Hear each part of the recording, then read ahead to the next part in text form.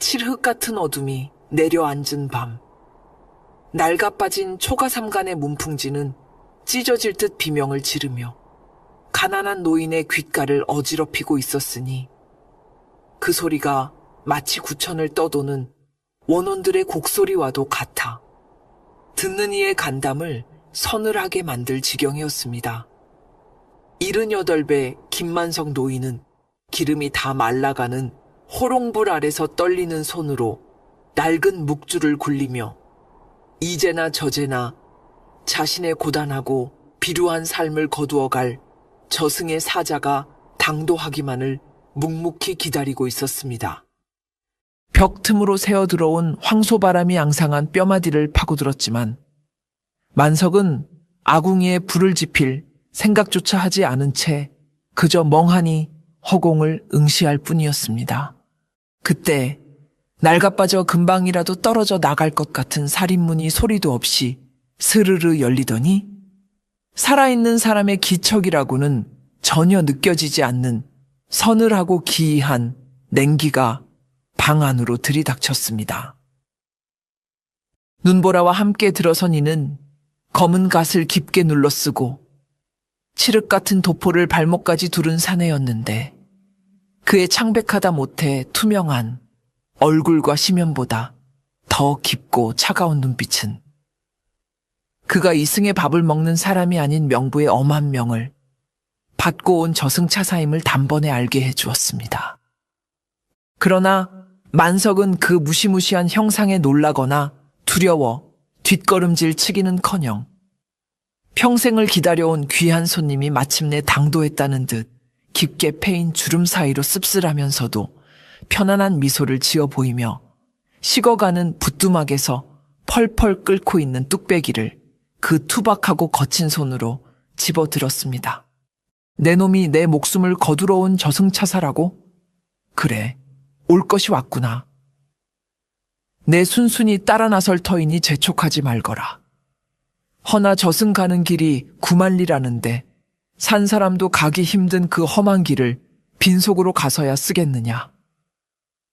만석은 김이 모락모락 피어오르는 뜨끈한 장국밥을 차사의 앞에 툭 내려놓으며 마치 오랜만에 찾아온 손자에게 밥을 권하듯 무심히 말을 이었습니다.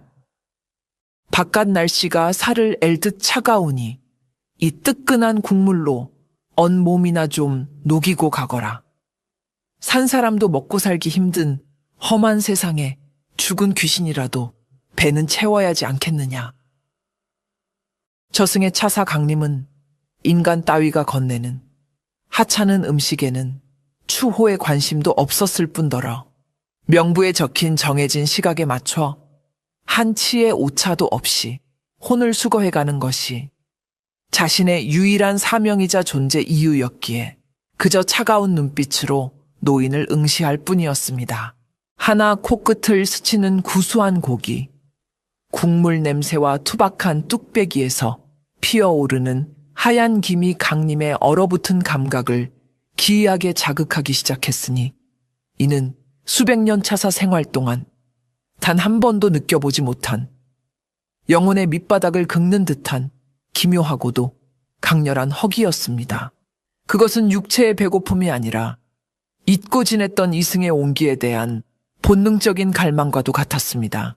마치 무언가에 홀린 듯 강림은 자신의 의지와는 상관없이 저도 모르게 숟가락을 들어 국물을 한 모금 떠넘겼고 그 순간 뜨거운 기운이 차가운 식도를 타고 내려가 텅 비어있던 뱃속을 따뜻하게 드는 생경한 감각에 전신이 크게 요동쳤습니다. 그것은 단순히 혀끝에 닿는 맛이 아니라 고단한 삶을 위로하는 깊은 정성이 담긴 맛이었습니다. 이승의 음식이라고는 믿기지 않을 만큼 깊고 진한 국물 맛에 이끌려 강림이 순식간에 국밥 한 그릇을 바닥까지 비워내자 그의 품속에 고이 간직되어 있던 저승의 명부가 갑자기 파르르 떨리며 검붉은 빛을 내뿜기 시작했습니다. 강림이 황급히 명부를 꺼내어 펼쳐드니 방금 전까지만 해도 선명하게 적혀있던 김만석이라는 이름 석자가 마치 물에 젖은 먹물처럼 흐릿하게 번져가며 종이 위에서 사라지고 있는 것이 아니겠습니까? 당황한 강림의 뇌리에 수백 년간 잊고 있었던 저승법도 제일조가 천둥처럼 스치고 지나갔으니 그것은 망자에게 대접을 받은 자, 그 밥값에 해당하는 빚을 온전히 갚기 전에는 결코 그 혼을 취할 수 없다는 절대적이고도 엄격한 금기였습니다. 하찮게 여겼던 밥 한 끼의 무게가 생과 사를 가르는 천기를 뒤흔들어 버린 것이며 냉철한 차사의 운명을 알 수 없는 소용돌이 속으로 밀어 넣은 것입니다. 명부의 글자가 흐릿해져 당장은 김만석의 영혼을 수거할 수 없게 되자 철두철미한 원칙주의자인 강림은 큰 혼란에 빠져 한동안 말을 잇지 못했으나 이내 냉정을 되찾고 이 난감한 상황을 타개할 방도를 강구하기 시작했습니다. 임무를 완수하지 못하고 저승으로 복귀할 수도 없으며 그렇다고 마냥 이승에 머물 수도 없는 진퇴양난의 처지가 되었으니 강림은 이 빚을 가장 빠르고 확실하게 청산하고 노인을 데려가는 것이 최선의 길이라 판단했습니다. 그는 흐트러진 각근을 단정히 고쳐매고 결연한 표정으로 만석을 내려다보며 인간의 상식으로는 도저히 이해할 수 없는 기상천외한 선언을 하기에 이르렀습니다. 네, 내 놈이 준 밥 한 끼의 빚을 갚기 전에는 이곳을 한 발자국도 떠나지 않겠다. 그 빚을 다 치르는 날, 지체 없이 내 놈의 목숨을 거두어 갈 터이니 그리 알라. 강림의 목소리는 서릿발처럼 차가웠으나 그 속에는 어쩔 수 없는 난처함이 묻어 있었습니다. 만석은 뜬금없는 젊은이의 선언에 기가 막혀 헛웃음을 터뜨리며 콧방귀를 뀌고는 곰방대를 재떨이에 탁탁 털었으나 왠지 모르게 싫지 않은 기색이 역력했습니다. 이놈 보게? 밥값 하겠다고 이 좁은 방구석에 눌러 앉겠다는 거냐. 천하의 저승차사가 갈 곳이 없어 늙은이 집 구석에 얹혀 살겠다니. 내 살다 별 해괴한 꼴을 다 보는구나. 만석은 짐짓 호통을 치며 돌아앉았지만 30년 넘게 정막만이 감돌던 좁은 단칸방에 사람의 온기, 아니 차사의 서늘한 냉기라도 감도는 것이 내심 반가웠습니다. 죽음을 기다리는 외로운 노인과 감정 없는 저승차사의 기묘하고도 불편한 동거는 거센 눈보라가 집어삼킬 듯 몰아치며 세상과 그들을 고립시킨 그 겨울밤에 그렇게 시작되었습니다. 두 존재는 서로 다른 목적을 가지고 한 지붕 아래 머물게 되었으나 이것이 그들의 운명을 송두리째 바꿔놓을 인연의 시작임을 그때는 아무도 알지 못했습니다. 다음 날 동이 트자마자 강림은 밥값을 하겠다며 도포자락을 걷어붙이고 나섰으나 수백 년간 붓 하나 까딱해보지 않은 서생처럼, 아니 이승의 육체노동이라고는 해본 적 없는 고귀한 저승차사에게 집안일은 고역 그 자체였습니다. 마당에 산더미처럼 쌓인 장작을 패겠다고 호기롭게 도끼를 들었으나 힘 조절을 못해 도끼날이 장작이 아닌 마당에 썩은 나무 기둥에 깊숙이 박혀버리는가 하면 그 기둥을 뽑으려다 도끼자루마저 우지끈 소리를 내며 두 동강을 내버리고 말았습니다. 그뿐이랴. 물을 길어오겠다며 물동이를 지고 나섰다가 꽁꽁 언 빙판길에 미끄러져 꽈당 넘어지는 바람에 만석이 아끼던 귀한 항아리를 산산조각 내는 통에 만석의 속은 숫덩이처럼 새까맣게 타들어갔습니다. 만석은 깨진 항아리 조각을 치우며 혀를 끌끌 찼습니다. 에잉, 쯧쯧, 덩치는 산만한 놈이 어찌 이리 허우대가 멀쩡한 쑥맥인고 저승에서는 손가락 하나 까딱 안 하고 살았느냐. 밥값은커녕 내 살림살이 다 거덜내겠다. 만석의 호된 핀잔에 강림은 난생 처음 느껴보는 무안함과 부끄러움에 얼굴이 달아올라 고개를 숙였지만 만석은 그런 강림을 내치지 않고 부엌으로 들어가 다시 밥을 지었습니다. 30년 전 아들을 잃은 후로는 제 입에 풀칠하기도 귀찮아 식은 밥덩이로 끼니를 때우던 그가 누군가를 먹이기 위해 아궁이에 불을 지피고 쌀을 씻는 모습은 마치 잃어버린 시간을 되찾은 듯 생기가 돌았습니다. 투박하지만 정성이 가득 담긴 밥상이 차려지자 강림은 또다시 알 수 없는 따스함에 가슴 한구석이 저릿해져 옴을 느꼈습니다. 함께 밥상을 마주하고 앉아 끼니를 해결하는 일이 잦아지면서 만석은 강림의 사소한 행동 하나하나에서 죽은 아들의 그림자를 발견하고 화들짝 놀라 숟가락을 떨어뜨리곤 했습니다. 강림이 숟가락을 쥘 때 새끼손가락을 살짝 펴는 독특한 모양새라던가 뜨거운 국물을 후루룩 마신 뒤 크아하고 시원하게 내뱉는 소리, 그리고 매운 고추장을 조금만 먹어도 얼굴이 벌개지며 이마에 땀을 뻘뻘 흘리는 식성까지 30년 전 역병으로 허무하게 잃은 아들의 모습과 소름 끼치도록 닮아 있었기 때문입니다. 만석은 숟가락을 든 채 멍하니 강림을 바라보다가 목구멍까지 차오른 아들의 이름을 꿀꺽 삼키며 애써 시선을 돌려야만 했습니다. 그것은 너무나 그리운 모습인 동시에 다시는 볼 수 없으리라 체념했던 가슴 아픈 기억이었기 때문입니다. 어느 날 저녁 매운 김치를 먹고 연신 물을 들이키며 부채질을 하는 강림을 보며 만석이 무심코 말을 건넸습니다.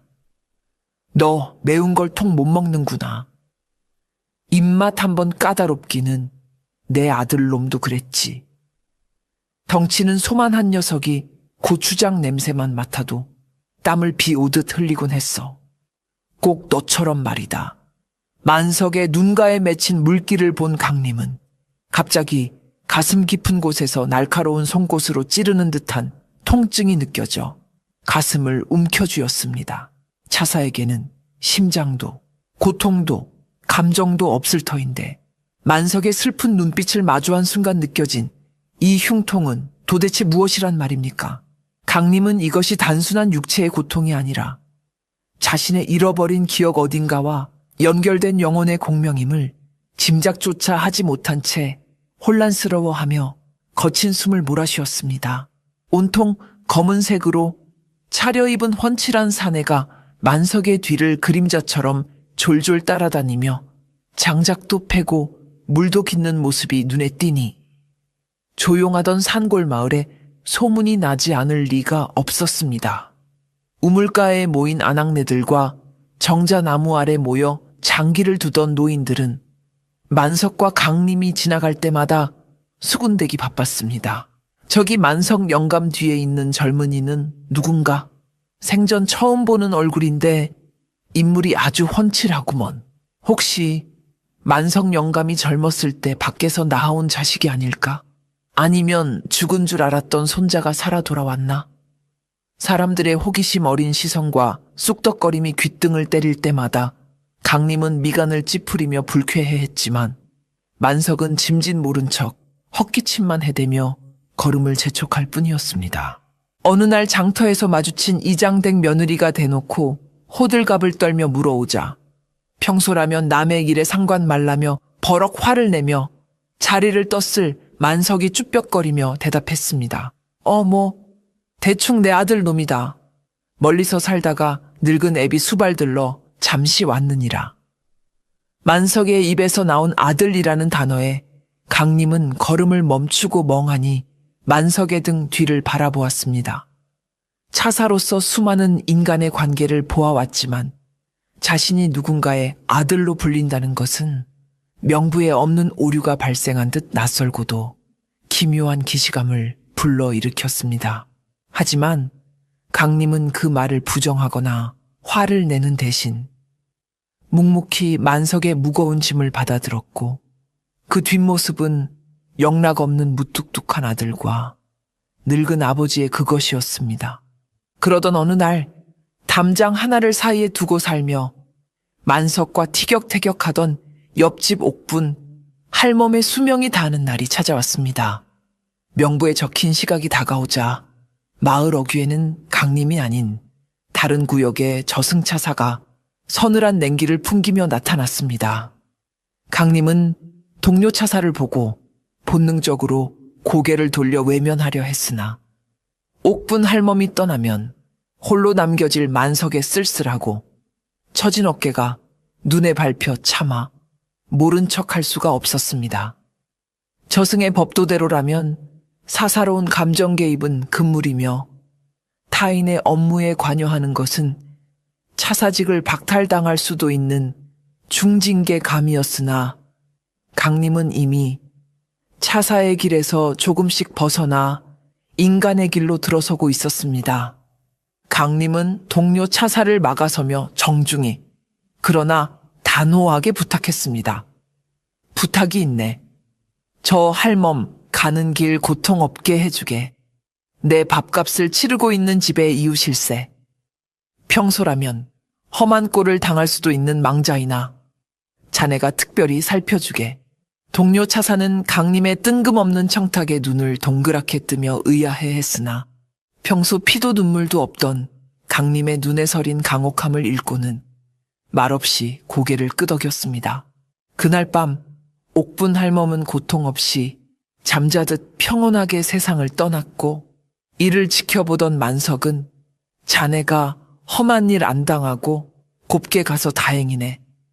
다행이야. 내 곧 따라갈 테니 외로워 마소. 라며 눈시울을 붉혔습니다. 강림은 그런 만석의 곁을 말없이 지키며 자신이 저지른 규율 위반보다 만석의 슬픔을 덜어주었다는 사실에 깊은 안도감을 느꼈습니다. 옥분 할멈의 상여가 나가는 날, 만석은 상주도 아니면서 마치 제 가족을 잃은 듯 오열하며 상여 뒤를 따랐습니다. 아이고, 옥분아, 나만 두고 먼저 가면 어쩌란 말이냐. 평생 싸우면서 정들었는데 이렇게 허망하게 가버리다니. 저승 가서 우리 아들 만나거든 안부나 좀 전해주거라. 구슬픈 곡소리에 섞인 만석의 절절한 슬픔을 지켜보던 강림은 인간이 죽음 앞에서 흘리는 눈물의 의미를 도무지 이해할 수 없어 고개를 갸웃거렸습니다. 죽음이란 그저 명부에 적힌 대로 육신을 벗고 혼이 떠나는 자연스러운 섭리일 뿐인데 남겨진 자들은 어찌하여 저토록 가슴을 치며 아파하는 것인지 기억을 잃은 차사로서는 알 길이 없었습니다. 장례가 끝나고 돌아오는 길, 강림은 퉁퉁 부은 눈으로 막걸리를 들이키는 만석에게 조심스럽게 물었습니다. 사람은 어차피 다 죽는 것 아닙니까? 때가 되어 가는 것인데 왜 그렇게 울면서 떠나보냅니까? 죽음이 그토록 슬픈 겁니까? 강림의 무미건조한 질문에 만석은 기가 차다는 듯 혀를 차며 탁주 사발을 내려놓고 대답했습니다. 이 쑥맥 같은 놈아. 죽는 게 무섭고 슬퍼서 우는 게 아니다. 정이 들어서 우는 게야. 미운 정 고운 정 다 들었는데 이제 다시는 못 보고 만질 수도 없으니까 그게 사무쳐서 우는 게다. 너도 언젠가 누군가를 가슴에 깊이 담게 되면 알게 될 거다. 정을 떼는 게 살을 도려내는 것보다 아프다는 것을. 만석의 말은 강림의 가슴속 깊은 곳, 얼어붙어 있던 감정의 씨앗을 건드려 작은 파문을 일으켰습니다. 만석의 명부에 적힌 날짜가 하루하루 줄어들어 이제 정말 며칠 남지 않았음을 안 강림은 밥값을 갚는다는 핑계로 만석에게 나들이를 제안했습니다.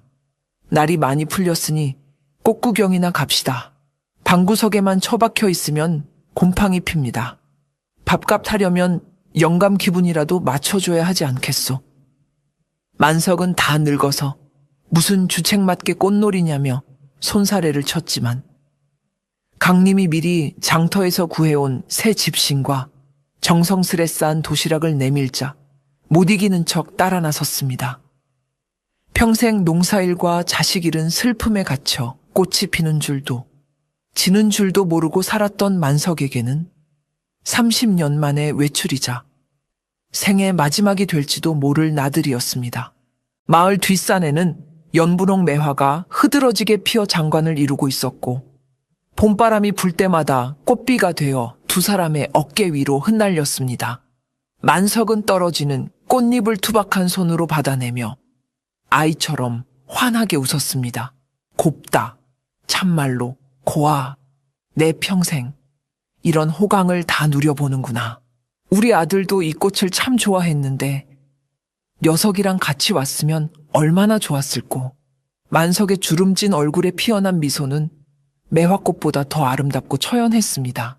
강림은 그 모습을 차사의 차가운 눈이 아닌 아들의 따뜻한 시선으로 바라보며 자신의 기억 속에 영원히 새겨 넣었습니다. 그 순간만큼은 명부의 시간도 저승의 법도도 잊은 채 그저 늙은 아버지와 젊은 아들의 평온하고 눈부신 봄날이었습니다. 만석과의 동거가 길어지고 강림의 마음이 점차 인간의 감정으로 물들어가자 저승의 질서와 균형을 수호하는 염라대왕이 이를 감지하고 전령을 보냈습니다. 천둥과 번개가 요란하게 몰아치던 밤, 강림의 앞에 나타난 전령은 서리빨 같은 염라의 경고를 전했습니다. 차사 강림 듣거라. 너는 산자와 죽은 자의 경계를 지키는 차사다. 인간에게 마음을 주고 사사로운 정에 얽매이면 너의 존재 자체가 소멸하여 무로 돌아갈 것이다. 저승의 법도를 어긴 죄가 얼마나 큰지 아는가. 당장 그 노인의 혼을 거두어 복귀하라. 이것은 마지막 경고다. 전령의 말은 단순한 협박이 아니라 우주의 질서를 거스른 자아에 대한 준엄한 심판 예고였습니다. 당장 만석을 데려가지 않으면 강림 자신이 영원히 사라지게 될 위기였지만 강림은 떨고 있는 만석의 방문을 바라보며 주먹을 꽉 쥐었습니다. 차사로서의 의무와 존재의 소멸이라는 공포 앞에서도 강림은 난생 처음으로 상부의 명을 거역하고 싶다는 강렬한 충동을 느꼈습니다. 밥 한 끼로 시작된 인연이 이제는 목숨을 걸고서라도 지키고 싶은 소중한 끈이 되어버린 것입니다. 강림은 전령을 향해 차갑게 대꾸했습니다. 아직 밥값을 다 치르지 못했다. 은혜를 입고도 갚지 않는 것은 저승의 법대도 어긋나는 일. 내 빚은 내가 알아서 청산할 테니 돌아가서 그리 전해라. 스산한 바람이 잦아들고 달빛마저 구름 뒤로 숨어버린 깊은 밤. 만석은 툇마루에 앉아 탁주한 사발을 기울이며 옆에 앉은 강림에게 덤덤한 목소리로 말을 건넸습니다. 네가 내 아들이 아니라는 것쯤은 진작부터 알고 있었느니라. 세상 천지에 제 아비 얼굴도 못 알아보는 자식이 어디 있으며 30년 전에 죽은 놈이 어찌 나이를 먹지 않고 젊은 모습 그대로 돌아올 수 있겠느냐. 나는 늙어서 눈이 침침해진 것이지 마음의 눈까지 먼 노망난 늙은이가 아니다. 만석의 충격적인 고백에 강림은 들고 있던 사발을 멈칫하며 놀란 눈으로 노인을 바라보았으나 만석은 그저 허공을 응시하며 씁쓸한 미소를 지을 뿐이었습니다. 만석은 탁한 눈동자에 고인 눈물을 훔쳐내며 가슴속에 묻어두었던 진심을 토해내기 시작했습니다. 네가 검은 도포를 입고 처음 문지방을 넘을 때부터 나는 네가 나를 데리러 온 저승의 사자임을 직감했다. 허나 차가운 냉기 속에 감춰진 내 눈빛이 너무나 외로워 보여서 그리고 그 모습이 사무치게 그리운 내 아들놈과 겹쳐 보여서 모른 척 속아주고 싶었다. 내 마지막 가는 길에 밥이나 한 끼 따뜻하게 먹여 보내고 싶었고 염치 없는 욕심인 줄 알지만 아들놈 배웅을 받으며 떠나고 싶은 것이 이 못난 애비의 마지막 소원이었느니라. 만석의 고백은 거짓으로 시작된 동거가 사실은 서로의 깊은 상처를 보듬기 위한 묵인된 연극이었음을 일깨워 주었고 강림의 가슴을 먹먹하게 만들었습니다.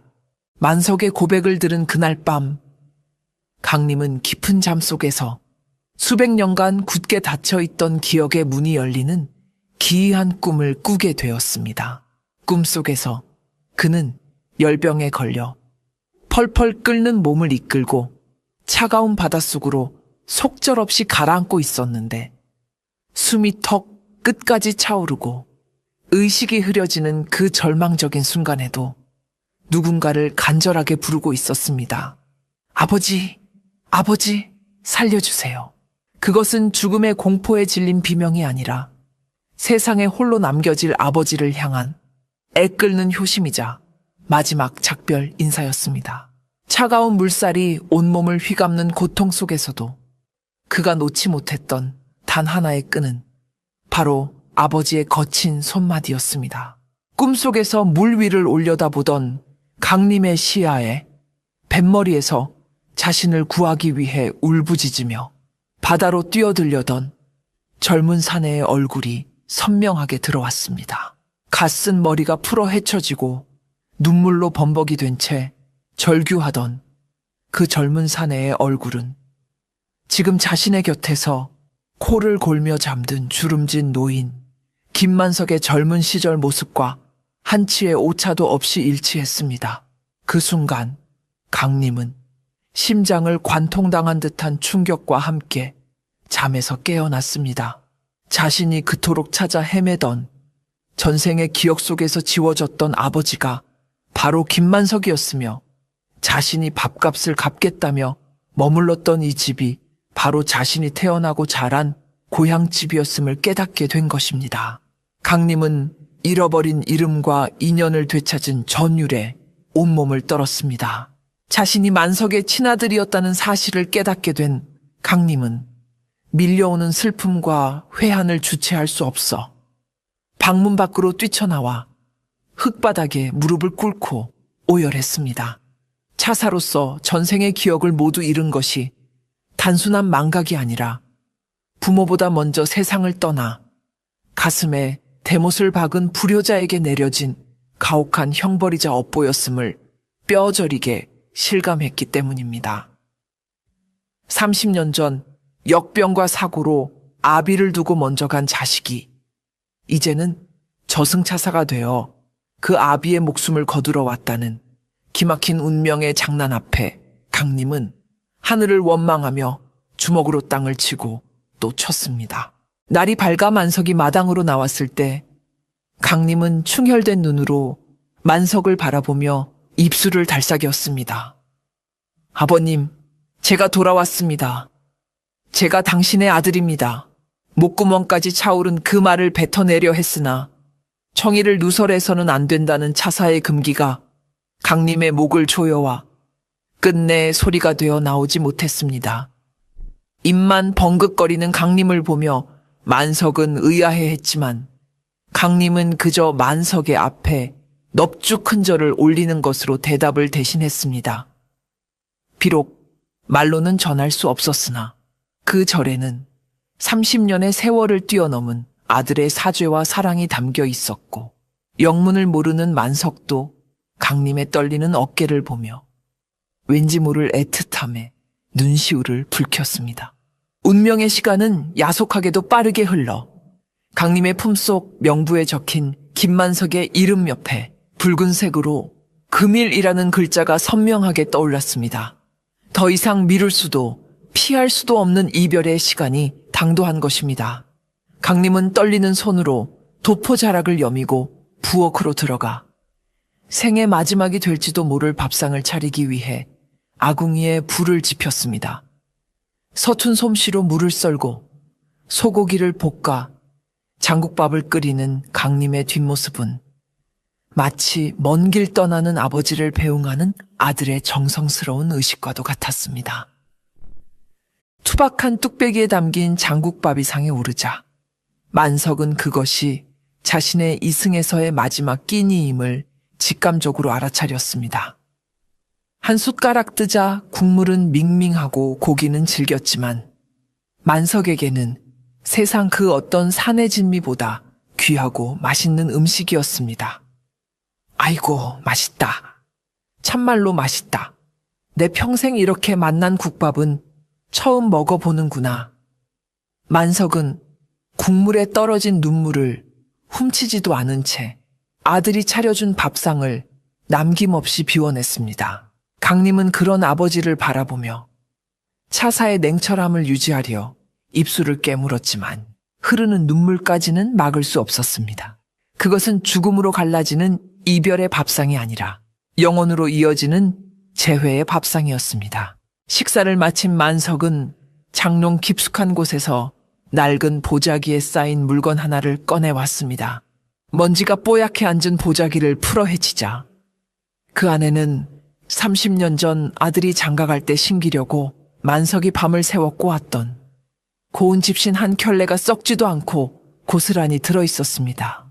만석은 강림의 발 앞에 집신을 내려놓으며 떨리는 손으로 그의 발목을 잡았습니다. 우리 아들, 이 다음에 좋은 곳으로 갈 때 발 아프지 말라고 애비가 만들어둔 것이다. 비록 유행도 지나고 투박하지만 이 애비의 전기라 생각하고 받아주렴. 강림은 저승차사의 상징인 검은 가죽신을 벗어던지고 만석이 신겨주는 집신에 발을 넣었습니다. 차사의 발에는 맞지 않을 거라 생각했던 집신이 마치 제 주인을 만난 듯 꼭 들어맞았고 발끝에서 전해오는 까슬까슬한 지푸라기의 감촉은 아버지의 거친 손길처럼 따뜻했습니다. 강림은 만석의 앞에 무릎을 꿇고 앉아 집신 씨는 발을 어루만지며 흐느꼈습니다. 아버지가 주신 이 신발을 신고 저는 이제 그 어떤 험한 길도 두렵지 않게 되었습니다. 이 신발은 단순한 물건이 아니라 아들을 지키고자 했던 아버지의 30년 세월 그 자체였기 때문입니다. 해가 서산으로 넘어가고 땅거미가 내려앉자 만석의 호흡이 점차 거칠어지며 육신의 기력이 쇠하기 시작했습니다. 죽음이 문턱까지 다가왔음을 느낀 만석의 눈동자가 흔들렸고 앙상한 손은 허공을 휘저으며 무언가를 잡으려 애썼습니다. 사실 조금 무섭구나. 혼자 가는 길이 너무 어둡고 추울까봐 겁이 나는구나. 평생을 강인하게 살아온 노인이었지만 다가오는 소멸의 공포 앞에서는 한없이 약해진 어린아이와 같았습니다. 만석의 솔직한 고백에 강림은 가슴이 미어지는 듯 했습니다. 강림은 차가운 저승차사의 손이 아닌 따뜻한 피가 흐르는 아들의 손으로 만석의 떨리는 손을 꽉 움켜쥐었습니다. 걱정 마십시오. 혼자 가게 두지 않겠습니다. 어둡지 않게 제가 앞장서서 등불을 밝힐 것이고 춥지 않게 제가 곁에서 온기를 나눠드릴 것입니다. 제가 가는 길 끝까지, 아니 그 너머까지 손 놓지 않고 모셔다 드릴 테니 부디 마음 편히 가지십시오. 강림의 단단하고 확신에 찬 목소리는 공포에 질려있던 만석의 영혼을 부드럽게 감싸 안았고 만석은 강림의 손에 의지하며 평온을 되찾아갔습니다. 자정의 종소리가 울리자 만석의 고단했던 숨결이 멈추고 그의 영혼이 낡은 육신을 빠져나와 허공에 떠올랐습니다. 여느 때라면 망자의 목에 붉은 포승줄을 묶어 죄인처럼 끌고 갔어야 했지만 강림은 포승줄 대신 자신의 도포 자락을 내어주며 만석의 팔짱을 꼈습니다. 자, 가시지요. 꼭 구경하러 가듯 그렇게 가볍게 가시면 됩니다. 두 사람은 어두운 산길을 내려와 이승과 저승의 경계인 황청일로 접어들었습니다. 안개가 자욱한 그 길에는 이름 모를 꽃들이 피어 있었고 강림은 아버지와 밥마시를 나온 아들처럼 도란도란 이야기를 나누며 걸음을 옮겼습니다. 저승으로 가는 길은 춥고 무서운 곳이라 들었으나 만석에게는 생애 가장 따뜻하고 행복한 산책길이었습니다. 든든한 아들이 옆에 있어 주었기에 만석은 단 한 번도 이승에 대한 미련으로 뒤를 돌아보지 않았습니다. 험한 고갯길이 나오면 강림이 만석을 업어주었고 강이 나오면 징검다리가 되어주었습니다. 저승의 다른 차사들과 망자들이 그 기이하고도 아름다운 동행을 놀란 눈으로 바라보았지만 강림은 개의치 않고 오직 만석만을 바라보며 걸었습니다. 그것은 죽음의 행렬이 아니라 사랑하는 이를 본향으로 인도하는 가장 성스러운 의식이었습니다. 이승과 저승의 경계인 명부의 문 앞에 당도하자 거대한 옥좌에 앉은 염라대왕이 천둥 같은 호령과 함께 그들의 앞을 막아섰습니다. 차사강님, 내 죄를 네가 알렸다. 사사로운 감정에 휘둘려 망자의 수고를 지체하고 저승의 법도를 어지럽힌 죄, 그 무엇으로도 씻을 수 없다. 염라의 진노의 주변의 귀신들이 모두 엎드려 떨었으나 강림은 만석의 손을 놓지 않은 채 꼿꼿이 고개를 들고 처분을 기다렸습니다. 자신의 소멸을 각오한 강림의 눈빛에는 두려움이 없었습니다. 그때 평생 누구 앞에서도 기죽지 않았던 만석이 강림의 앞을 막아서며 염라대왕을 향해 고함을 질렀습니다. 이놈은 잘못 없습니다. 밥값 하느라 늦은 겁니다.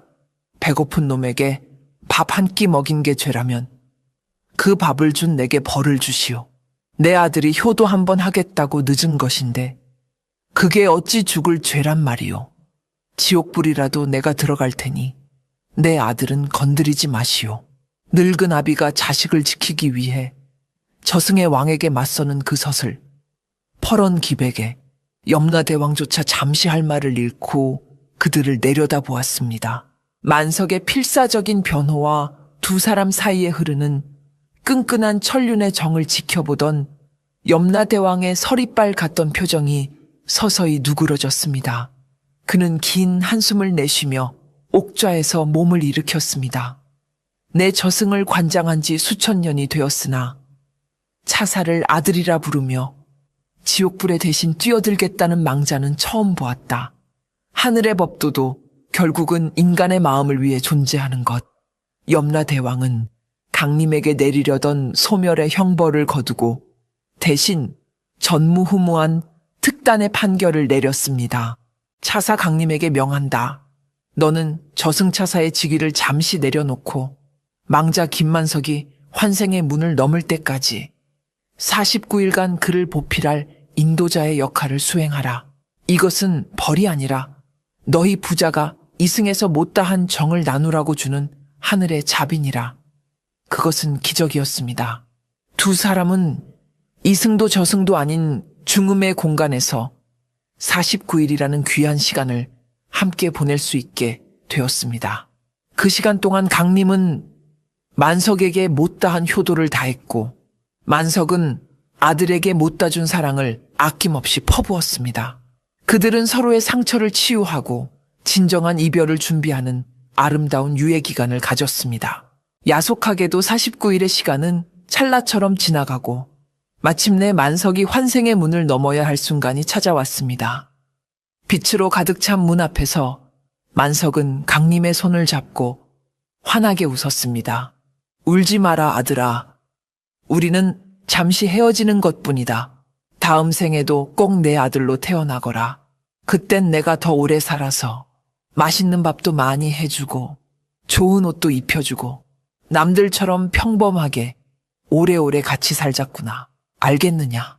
강림은 눈물 범벅이 된 얼굴로 고개를 끄덕이며 만석의 마지막 가는 길을 배웅했습니다.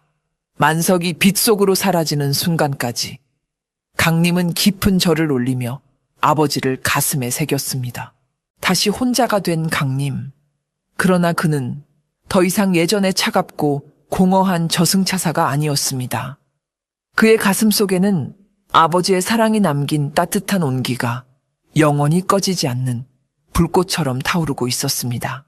그는 다시 검은 도포를 입고 갓을 썼지만 그의 눈빛은 깊은 연민과 슬픔을 이해하는 자의 그것으로 변해 있었습니다.